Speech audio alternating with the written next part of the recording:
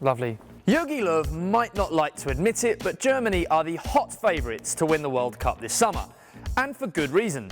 They're already the reigning world champions, and as we discussed in a previous episode, they've got the squad, the manager, and the winning mentality to go all the way again this summer. Do it! Just do it! But then again, this is a World Cup, and there'll be a host of nations who consider themselves just as talented and just as well prepared as Die Mannschaft. So, let's take a look at the competition. I've picked out 3 teams which I think will pose the biggest threat to Germany in Russia this summer. First up, you guessed it, it's Brazil.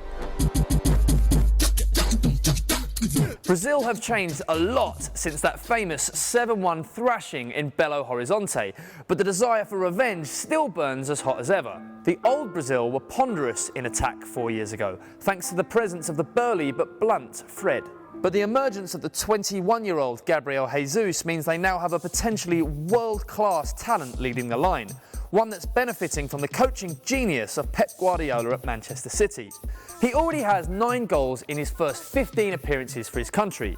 Add that to the energy and intelligence of Liverpool's Roberto Firmino and the supreme talent that is Neymar, and it's safe to say Brazil have now got a pretty terrifying frontline. The defence, which famously fell to pieces on home soil, has been given a revamp, with PSG's Marquinhos stepping into the hapless shoes of Dante. The midfield has also been given an upgrade, with the energy and invention of Casemiro and Coutinho turning them into a force to be reckoned with. Brazil have won the World Cup a record 5 times, and while they haven't been at their best in recent tournaments, they should never be ruled out of contention.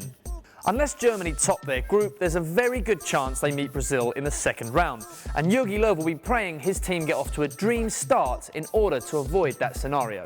Spain have flown under the radar a little in recent seasons, but signs suggest they might be back with a bang.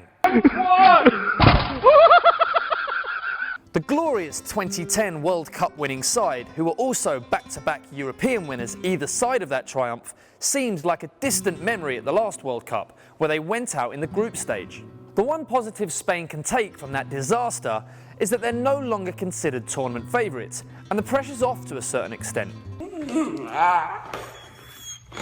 But the midfield quality of Xavi and Xabi Alonso looks like it's finally been replaced, with Coca and Thiago Alcantara providing an aggressive, technically savvy alternative to the Spanish legends, while the back line remain as well organised and as comfortable in possession as ever.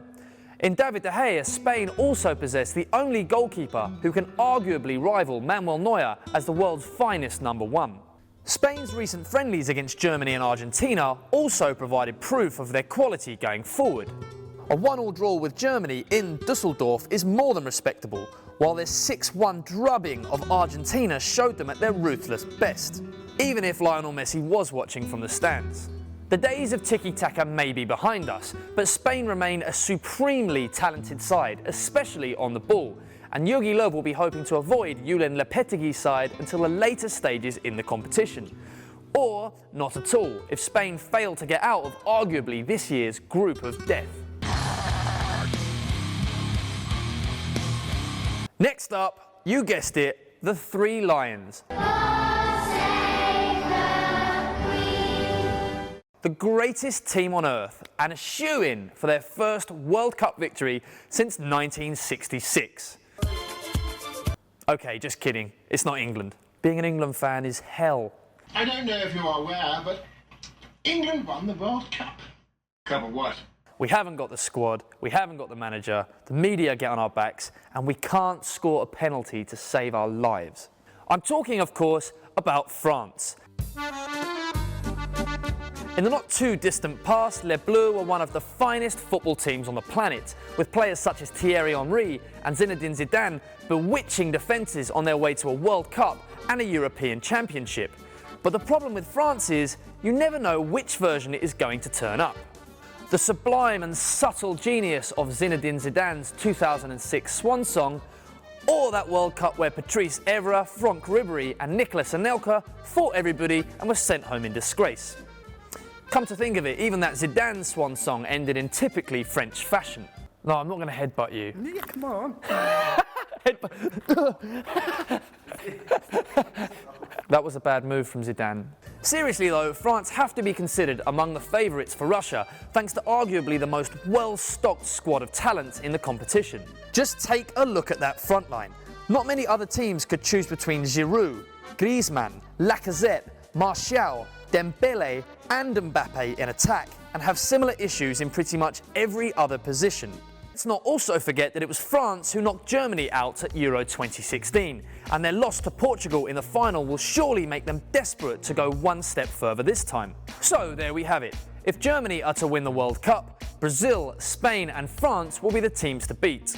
As the old saying goes, if you want to be the best, you've got to beat the rest. And I fancy Löw's boys to go all the way in Russia if they can get the better of these teams. If they don't meet England along the way, that is. This is for the three kittens guy. So, let us know who we've missed out. Argentina, for example. Could this be the year that Lionel Messi finally confirms himself as the greatest player of all time with a World Cup victory? Will Vladimir Putin rig it so that Russia go all the way on home soil? Or will England actually prove us wrong? Let us know in the comments. And if you enjoyed this video, make sure you like and subscribe. We'll see you next time.